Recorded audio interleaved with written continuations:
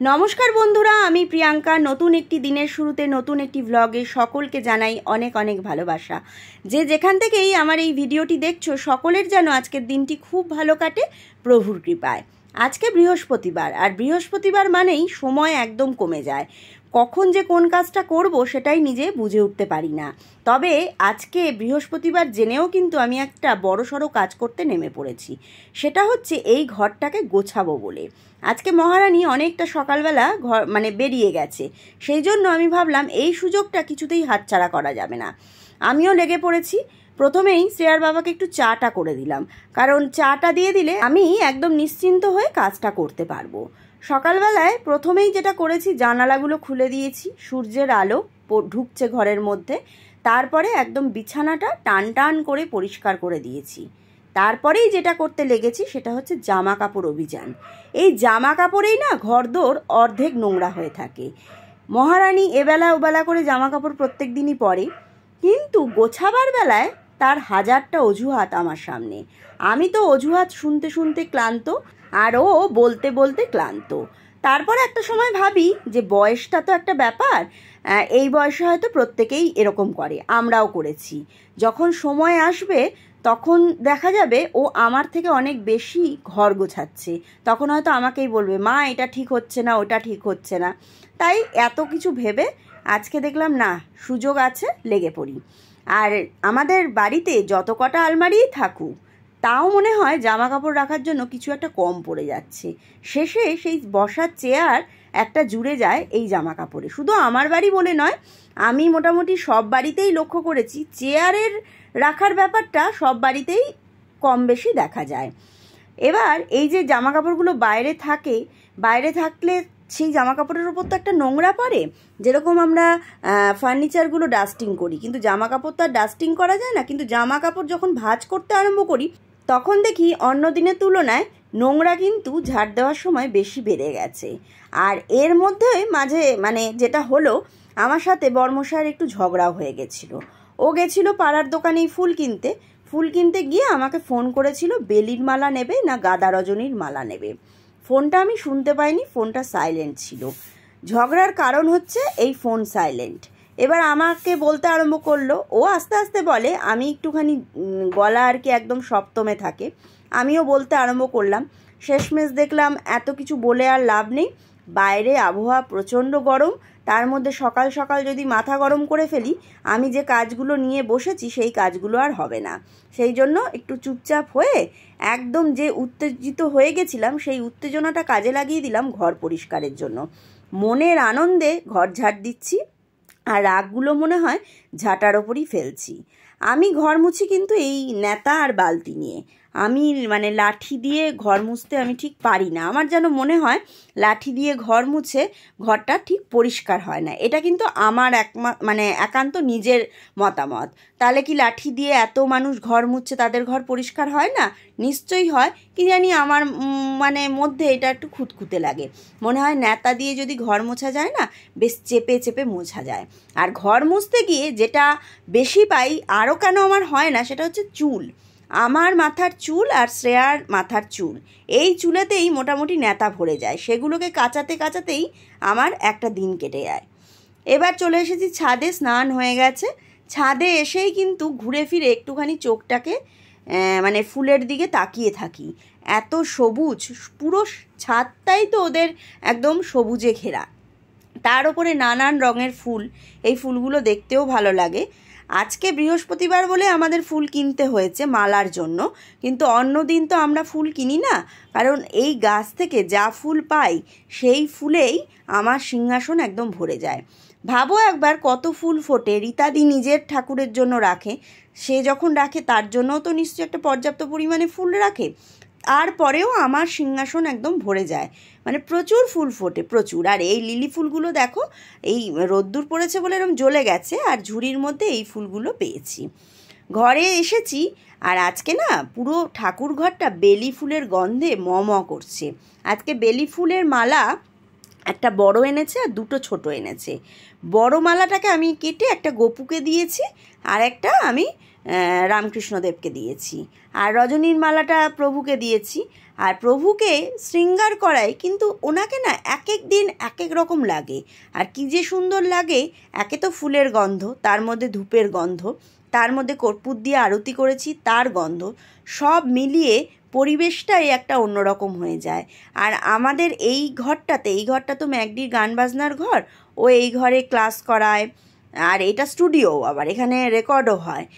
যেই ঢুকে না, তার মানে সে প্রথমেই এই আমার এই মানে মন্দিরটার দিকে তাকিয়ে খানিকক্ষণ থমকে যায় আর কি, দেখতেই ভালো লাগে। ঘট পাতা হয়ে গেছে, আজকে তো বৃহস্পতিবার, একদম সব কাজ সেরে এখন কিন্তু অনেকটা বেলা হয়ে গেছে। এবার একদম এপাং ওপাং ঝপাং করে আমি লেগে পড়েছি রান্না করতে, কারণ আজকে ম্যাকডির কবিপক্ষের প্রোগ্রাম আছে, ও বেরোবে সেই তারা। এবার আমি তো ভাবতেই পারছিলাম না কি রান্না করব। ভাবতে ভাবতে আমি দেখলাম যে না, একটু উচ্ছে ভাজা করব, টক ডাল করি, আর চিচিঙ্গা ভাজা করি টক ডালটার সঙ্গে খাওয়ার জন্য। ও মা ওই দিক থেকে একবার এসে জিজ্ঞাসা করে গেল, কী গো আজকে কী রান্না করছো? বললাম, বুঝতে পারলাম তার ঠিক জুত মতন হলো না, বলল শুধু এইটাই, আর কিছু নয়।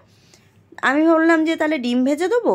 বলল হ্যাঁ। তারপর আমি ভাবলাম ডিমটা যে কালে ভাজবই, ডিমটা ভাজার থেকে আমার মনে হয় ডিমটা একটুখানি যদি কষা করে দিই, তাহলে ও ডিমটা দিয়ে ভাতটা মেখে খেতে পারবে।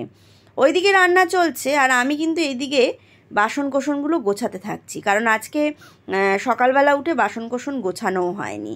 আর ডিমটা সেদ্ধ হতে হতে আমি এইদিকে কী করছি, চালটা একটু ধুয়ে নিলাম। প্রেসারে ভাত করব, সময় একদমই হাতে কম। তারপরে এবার ডিমের যেগুলো করব, পেঁয়াজ টমেটো এগুলো কেটেও নিয়েছি। রান্না আমি তাড়াতাড়িই করি, কিন্তু মাঝে মাঝে মনে হয় যেন আরেকটু যদি তাড়াতাড়ি করতে পারতাম তাহলে হয়তো আরেকটু ভালো হতো। তারপরে এখানে কিছু বাসনও ছিল, সেই বাসনগুলো হাতে হাতে করে মেজে নিচ্ছি, কারণ একবার রান্না করে মানে খেতে বসে গেলে না, তারপরে যেন এতটা কাজ সকাল থেকে করি তো মনে হয় যেন শরীরটা ছেড়ে দেবে।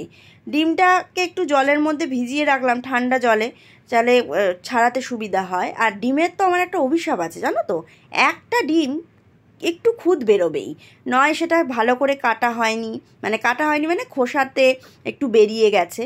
তারপরে আমি চলে গেলাম হচ্ছে ঠাকুরঘরে ঠাকুরের বাসনগুলো মাজা হয়নি। আমি দেখলাম এই জায়গাটা একবার মুছে নিলাম, এই স্ল্যাবটা দিয়ে ঠাকুরের বাসনটা মেজে নিলাম। আর ঠাকুরের বাসন যদি মেজে না রাখি না, এই যে রোদের আলোয় বাসনটা একদম শুকিয়ে যায়, সন্ধেবেলা যখন আবার ভোগ নিবেদন করব তখন তাহলে খুব ভালো হয়, মানে ভোগ দিতে গেলে থালাটা ভিজে থাকে না, আর থালা ভিজে থাকলে না খুব অসুবিধা হয়। রান্না আমার হয়ে গেছে। টক ডালটা আজকে একটু কালচে হয়েছে, তার কারণ হচ্ছে টক ডালটার ওই আমের কষ্টার জন্য, মুসুর ডাল দিয়েই করেছি। আর এই দেখো গোল গোল করে উচ্ছে ভাজা খেতে ম্যাকডি ভীষণ পছন্দ করে। আর চিচিঙ্গা ভাজাটা হচ্ছে আমার খুব প্রিয়। এরা মেয়ে বাবা এরা কেউই চিচিঙ্গা ভাজা খায় না, কিন্তু কি করব, কিনেছি যখন। কিন্তু এর মধ্যে যদি চিংড়ি মাছ বা মাছের তেল দিয়ে ভাজতাম তাহলে ওদের সবার খুব এটা প্রিয় হতো। আর এই যে ডিমের কারি করেছি, খাওয়া দাওয়া হয়ে গেছে, হয়ে ম্যাকডি বেরিয়েও গেছে অনুষ্ঠানে। এবার আমি একটু রেস্ট নেবো। আর এই দরজাটা বন্ধ করেছি, বিকেল হয়ে গেছে। বাবা নেই রে, না সত্যিকারে নেই, বাবা নেই, প্রোগ্রামে গেছে। আমি মিথ্যে বলছি?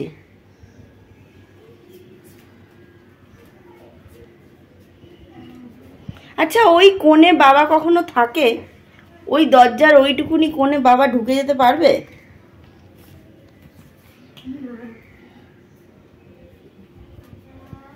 ও ওই রান্নাঘরেও বাবা থাকতে পারে ওইটুকুনি কোণে? বাবা নেই, প্রোগ্রাম করতে গেছে। দেখ, দেখেছিস? ওই কোণেও বাবা থাকতে পারে। বাবা প্রোগ্রাম করতে গেছে, কালকেও এসে দেখলি না বাবা নেই, দেখলি না? পড়তে যাবি তো? যাবি না কেন? এদিকে তাকা। ডোডোর মোটামুটি প্রত্যেক দিনই বিকেলবেলা ওকে যখন আমি জিজ্ঞাসা করি, হ্যাঁ রে তুই পড়তে যাবি না, প্রত্যেক দিন নাকি ওর ছুটি থাকে। এটা ওর প্রত্যেক দিনের কথা। আজকেও কিন্তু সেই একই কথা বলছে। আর কিরম মিষ্টি লাগছে দেখো, মাটিতে বসে রয়েছে। সন্ধেবেলায় আবার সেই এক চিন্তা কি রান্না করব। কারণ সকালে যে রান্না হয়েছে সেই রান্নার মধ্যে ভালো রকমের সবজি নেই, আর শ্রেয়ার না একটু সবজি লাগে, ও তো ভাত একদম এক মুঠো খায়, সেই জন্য এক চিলতে মানে একটুখানি এঁচড় ছিল আর একটুখানি কুমড়ো ছিল, ওইটাকে দিয়ে আলু দিয়ে ভাবলাম যে একটা তরকারি করব। প্রেসারে এঁচড়টা বসিয়ে আমি একটু দোকানে গেছিলাম। শ্রেয়া বলেছিল মা একটু সিমুই করো আজকে। আরে ফুড ব্লগ দেখে তো, আর ফুড ব্লগ দেখলে মানে সত্যি কথা এটা আমাদেরও হয়, মনে হয় যেন এইটা খাবো ওইটা খাবো। ও দেখেছে কোথা থেকে একদম মানে একটু গদগদে টাইপের সিমুই, একটু কাজু ফাজু দেওয়া, কিন্তু কাজু আমার ঘরে এখন নেই, আমি শুধু এমনি ঘিয়ে ভেজেই সিমুইটা করছি। আর প্রেসারে ওই এঁচড়টা বসিয়ে দিয়ে গেছিলাম, আমি যখন আসছি দেখছি সিটি পড়ে গেছে, আমি তো দৌড়ে দৌড়ে এসে নামিয়ে দিলাম, একদিকে দুধটা বসিয়ে দিলাম। কারণ হচ্ছে একটু আগে থেকে যদি না করি তাহলে না সিমুইটা ঠান্ডা না হলে ঠিক যেন খেতে ভালো লাগে না। এবার এই করতে করতেই আবার বড়মশাইয়ের ফোন এসে গেছে, বলছে আমি চলে এসেছি কাছাকাছি, তুমি একটু চা বসাও, আর আমার একটুখানি খুচরো টাকা নেই, তুমি একটু টাকা নিয়ে নামো। এবার এই ফাঁকেই আবার এগুলো করতে করতে আমি খানিকটা নিচেও নেমে গেলাম। নিচে নেমে আবার ও চলে এলো, ওকে টাকাটা দিয়ে ততক্ষণে আমার চাটা চাপা দিয়েই গেছি, আর এই দিকে চাপা দিয়ে দিয়ে তরকারিটা করছি। তবে এই যে কুমড়ো আলু আর এঁচড়ের তরকারিটা করছি, এর মধ্যে যদি একটু ছোলা বা একটু বাদাম পড়ে না, মানে যেটা আমরা চৈত্র মাসের সংক্রান্তির দিনে খাই পাচন, ওটা খেতেও কিন্তু খুব ভালো লাগে। টাইপটা ওই রকমই হবে, তবে পাচনে তো অনেক সবজি থাকে, সেই সবজিটা নেই। আর একটু শুকনো শুকনোই করবো, জলো জলো করবো না, কারণ ডাল আছে, শ্রেয়া ডাল দিয়েই খাবে। এই দেখো তরকারি হয়ে গেছে, নামাবার আগে একটুখানি গরম মশলা দিয়েছি শাহি, আর দিয়েছি একটু ঘি। এইটা কিন্তু রুটি দিয়ে ভাত দিয়ে যা দিয়েই বলো ভালো লাগে। আর এই যে সেই গদগদে টাইপের সিমুই, যেন দুধ কম না হয়। চলো তাহলে আজকে তাহলে আসি।